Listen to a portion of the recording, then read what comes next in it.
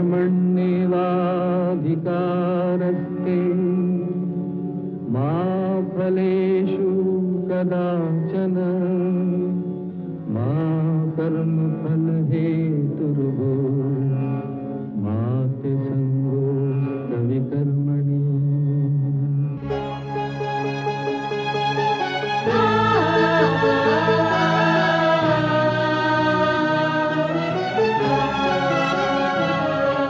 ये औरत है कुदरत का अनमोल तोहफा, ये ममता का सागर मोहब्बत का दरिया है, हर नस्ल हर देश पर कर्ज इसका बनाया गया, त्याग को फर्ज इसका।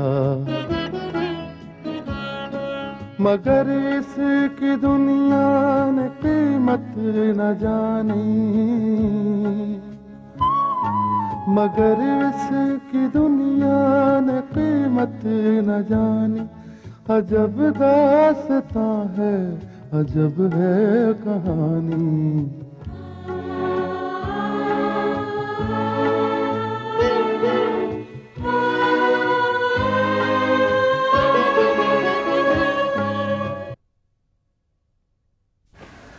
इंस्पेक्टर विक्रम, इस समय ठाकुर साहब हवेली में नहीं हैं। वो जहां कहीं भी हो, मगर हमसे बच नहीं पाएंगे। और वैसे भी हमने पूरे शहर में नाकाबंदी कर दी है।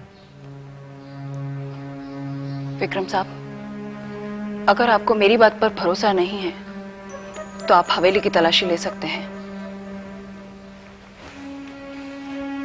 नहीं ठुकराएंगे, हमें आपकी बात पर पूरा पूरा भरोसा है। चलो रूपा।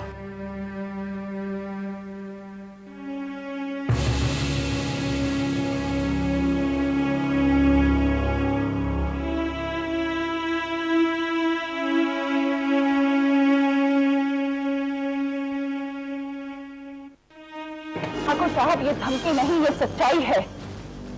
कहीं ऐसा ना हो कि आपकी जिद और आपके अभिमान के चक्कर में आपके बेटे की जिंदगी का सुख चैन खत्म हो जाए। ठाकुर साहब, अब भी वक्त है, जरा ठंडे दिमाग से विचार करके देखिए, वरना आने वाले इतवार को वो आंधी मेरी पहुंच से बाहर होगी। ठाकुर साहब, शायद कुदरत ने आपको ये आखिरी चेतावनी दी है। जो हाथ आपकी तरफ मशाल बनकर उठ रहे थे, वो अब इस हवेली की तरफ भी बढ़ने वाले हैं। मैं आपसे विनती करती हूँ, मैं आपसे हाथ जोड़कर विनती करती हूँ, भगवान के लिए मुझे चीता जी खुद कर मारने मत दीजिए। मुझे आपने जिंदगी में कोई और सुख तो नहीं दिया, लेकिन मेरे पास बस एक ही सुख है, सुहागन होने का। वो सुख आप मुझसे बच्चे हैं, ठाकुर साहब। राम कटोरी, मालकिन को और कितना दुख सहना पड़ेगा। परदेसी,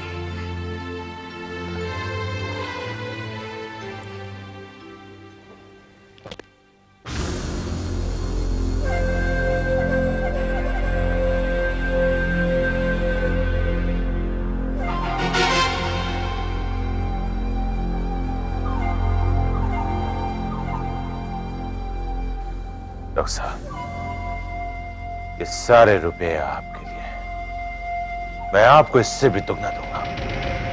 आपको सिर्फ ये साबित करना होगा कि पिछले 24 घंटे से मैं आपके नर्सिंग होम के इंटेंसिव केयर यूनिट में पड़ा हुआ हूं। 24 घंटे पहले? हाँ डॉक्टर साहब, 24 घंटे पहले। और इस काम की कीमत ये रुपए है। काम हो जाने के बाद मैं इससे भी दुगना आपको दूंगा।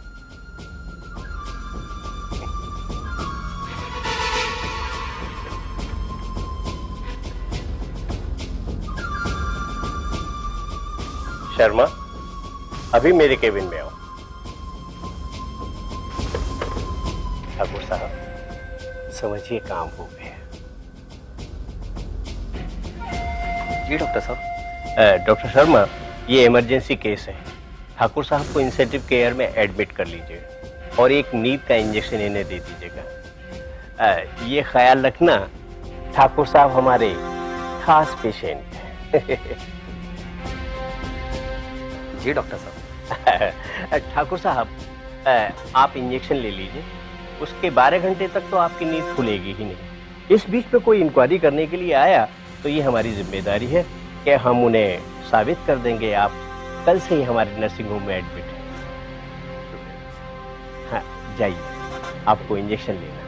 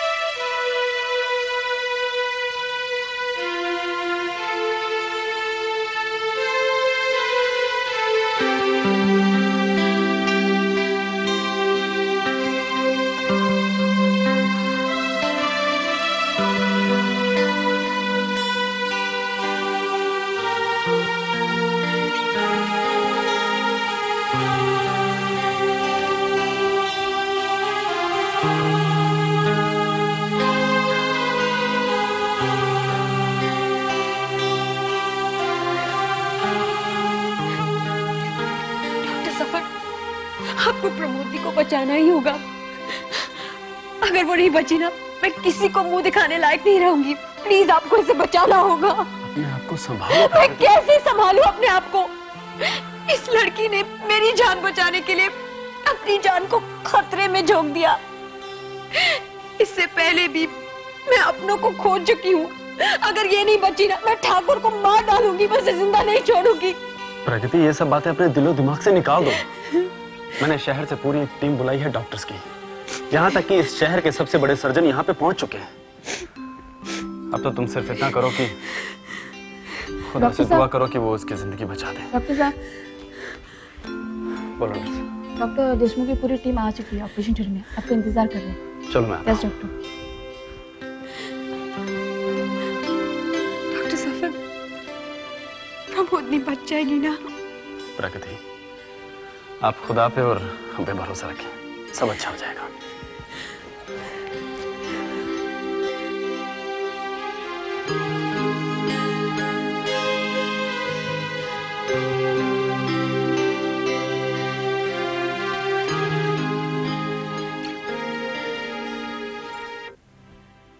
मेरी समझ में नहीं आता विक्रम कि तुमसे इतनी बड़ी कोताही कैसे हो गई। क्या तुमने हालात का ठीक से जायजा नहीं लिया था? सर, अब मैं आपको क्या बताऊं। मैंने अपनी तरफ से प्रगति की हिफाजत का पूरा इंतजाम किया था। इस ऑपरेशन के लिए हम सब लोग अलर्ट थे। प्रगति को वहां पर आना ही नहीं चाहिए था और वहां पर आके उसने पूरा प्लान अपसेट कर दिया। और रही सही कसर प्रमोदी ने वहां पहुंचकर कर दी। सर, मैंने प्रमोदी को उस जगह आने के लिए मना किया था क्योंकि हमारे प्लान के मुताबिक प्रमोदी को वहां पर आना ही नहीं था।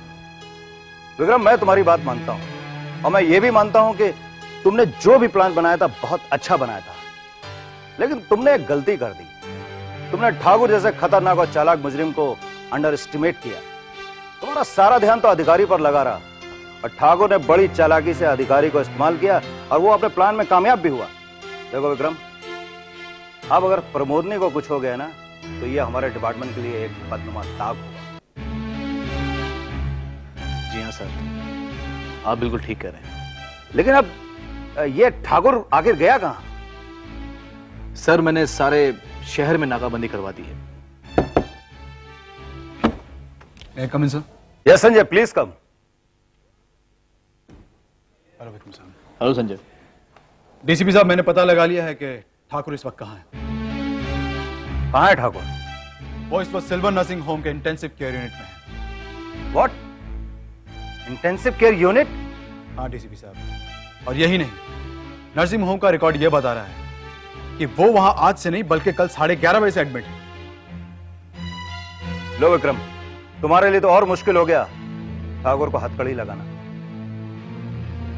नहीं सर, अब चाहे ठाकुर जितनी भी चालाकियां कर ले, मगर अब वो मेरे हाथ से बचेगा नहीं।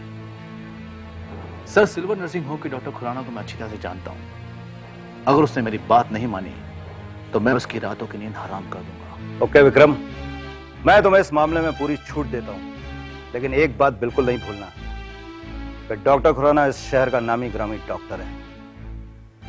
सर, आप बिल्कुल फिक्र मत करें, ऐसा कुछ नहीं होगा। मगर सर, डॉक्टर खुराना ने एक मुजरिम का साथ देकर कानून को धोखा देने की कोशिश की है।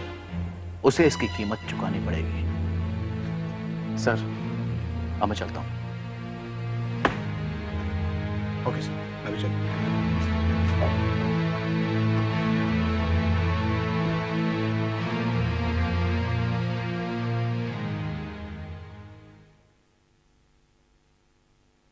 हेलो प्रगति। हेलो विक्रम साहब, क्या खबर है? खबर बहुत खास है।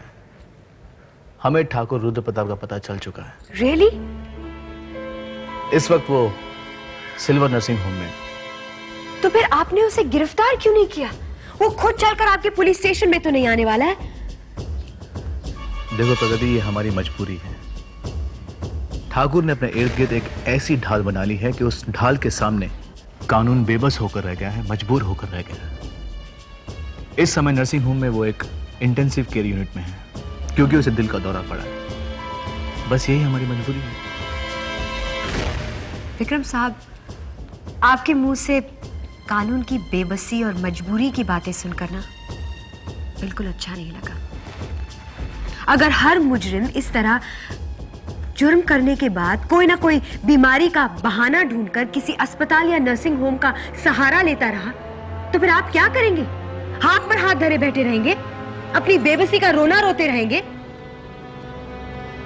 देखो प्रगति, इस वक्त हालात कुछ ऐसे हैं, सचमुच हम लोग बहुत मजबूर हैं।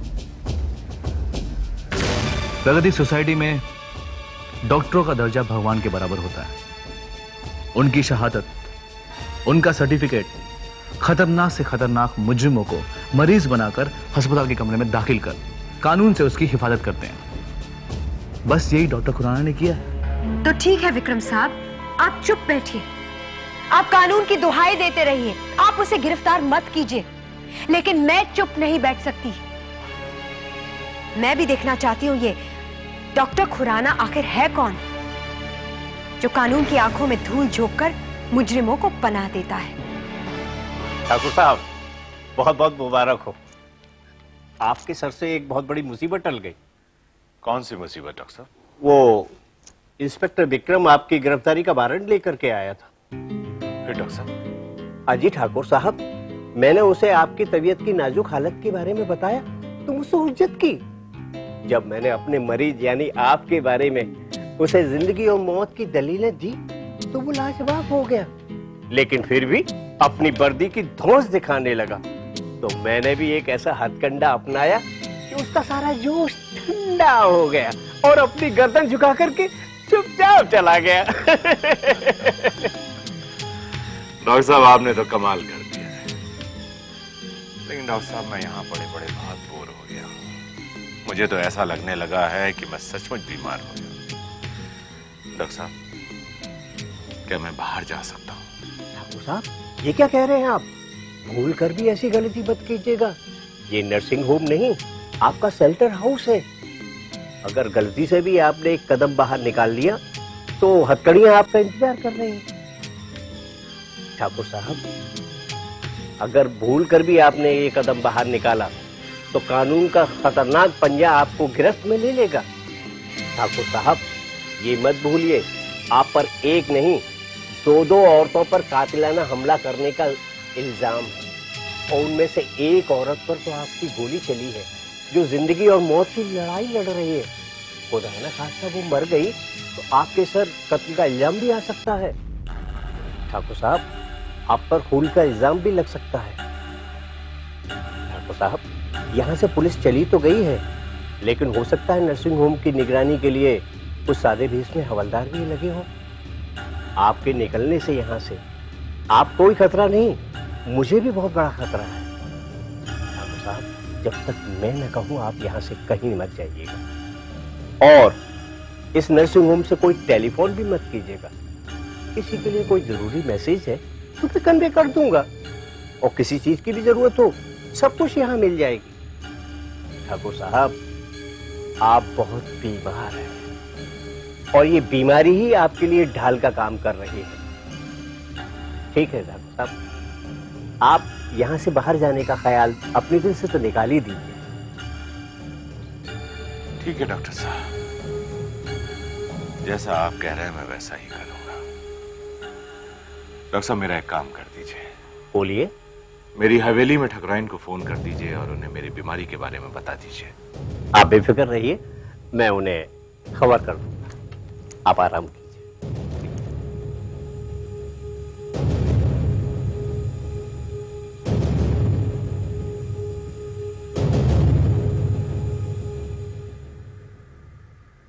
देखिए मैडम, मुझे नहीं लगता कि आपने इससे पहले मुझे कोई अपॉइंटमेंट लिया है। जी, अपॉइंटमेंट तो वो लोग लेते हैं जिनके पास वक्त होता है।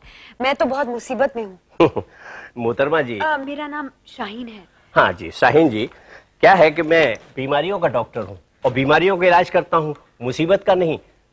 शायद आप गलत जगह आ गई हैं, आप जा सकती हैं। जी नहीं, मैं सही जगह पर आई हूँ। मैंने सुना है कि यहाँ मुसीबतों का भी इलाज होता है और इसके लिए जितनी रकम की जरूरत है ना, वो भी लेकर आई हूँ। खैर छोड़िए, अगर आपके पास मेरी मुसीबत का इलाज नहीं है तो मैं चलती हूँ। देखिए शाहीन जी, मुझे नहीं मालूम कि आपकी मुसीबत क्या है। अगर बताएंगी तो शायद उन मुसीबतों का इलाज मेरे पास हो। जी जी, बैठिए ना, बैठिए बैठिए। कहिए। डॉक्टर साहब, मैं आप पर भरोसा कर सकती हूँ? हाँ जी, अब तो आप हमारे दोस्त हो गए, भरोसा कर सकती हैं। डॉक्टर साहब, वो क्या है कि मैं बहुत मुश्किल से यहाँ आई हूँ, आगरा से। पुलिस मेरी तलाश में है। पुलिस? आखिर कसूर क्या है? कसूर मेरा नहीं है, कसूर मेरे पड़ोसी का है।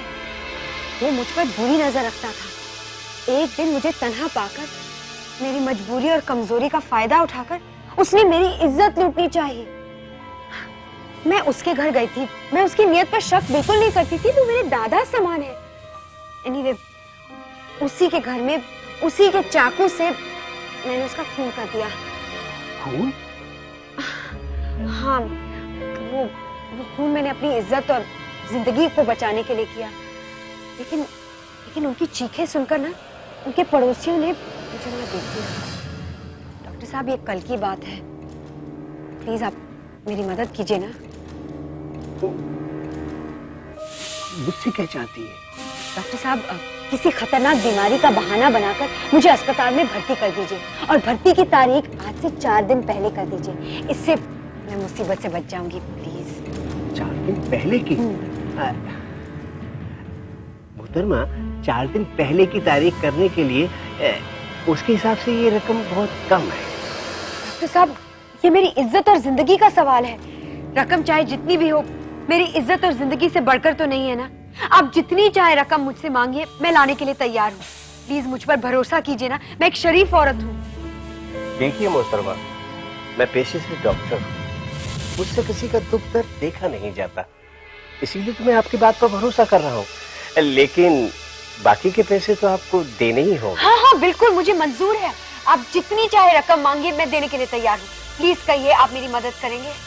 अब आप चिंता न कीजिए, यूँ समझिएगा कि आपका काम हो गया।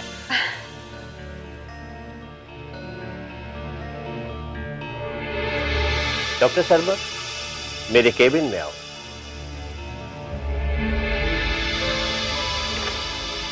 अब आप निश्चिंत हो जाइए, यूँ समझिए कि आपका काम हो गया। Thank you. जी डॉक्टर साहब, आपने मुझे बुलाया? हाँ डॉक्टर शर्मा, ये शाहीन जी हैं। हेलो। हेलो। इन्हें क्या हुआ डॉक्टर साहब? ये बहुत ही एनीमिक है, इन्हें फौरन ब्लड चढ़ाना होगा और आज से 4 दिन पहले की डेट में इन्हें एडमिट कर लीजिए। लेकिन डॉक्टर साहब आज से 4 दिन पहले। समझ गया डॉक्टर साहब, आज 11 तारीख है, यानी कि 7 तारीख को इन्होंने हमारे नर्सिंग होम में एडमिशन लिया है। बिल्कुल ठीक। मोहतरमा जी, आप शर्मा जी के साथ जाइए, ये आपको एडमिट कर लेंगे। डॉक्टर साहब, thank you very very much.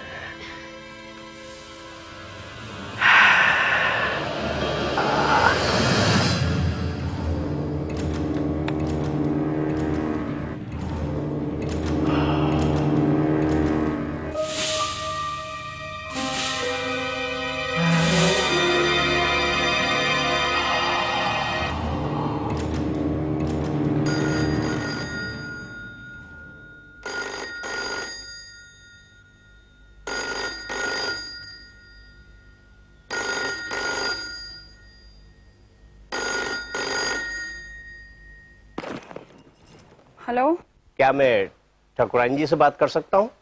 जी मैं बोल रही हूँ। देखिए, मैं सिल्वर नर्सिंग होम से डॉक्टर खुराना बोल रहा हूँ। आपको एक खबर देनी थी कि आपके हस्बैंड मेरे नर्सिंग होम में हैं। आपके नर्सिंग होम में? क्या हुआ है उन्हें? उन्हें दिल का दौरा पड़ा है। क्या? देखिए, घबराने की कोई बात नहीं, उनकी हालत अब ठीक है। यूं समझिए कि उनकी जिंदगी से एक बहुत बड़ा खतरा टल गया। देखिए डॉक्टर साहब, मैं अभी आ रही हूँ। देखिए, अभी आप नहीं आ सकती क्योंकि मरीजों से मिलने का वक्त खत्म हो चुका है। देखिए डॉक्टर साहब, वो मरीज ही नहीं, मेरे पति भी हैं। जी मैं जानता हूँ, चिंता की कोई बात नहीं, आप कल आ जाइए।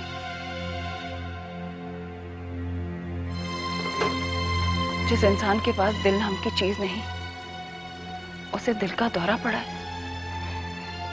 हे माँ जगदम्बा, तू एक ऐसा इम्तिहान ले रही है। बेटा हवालात में है और पति अस्पताल में है।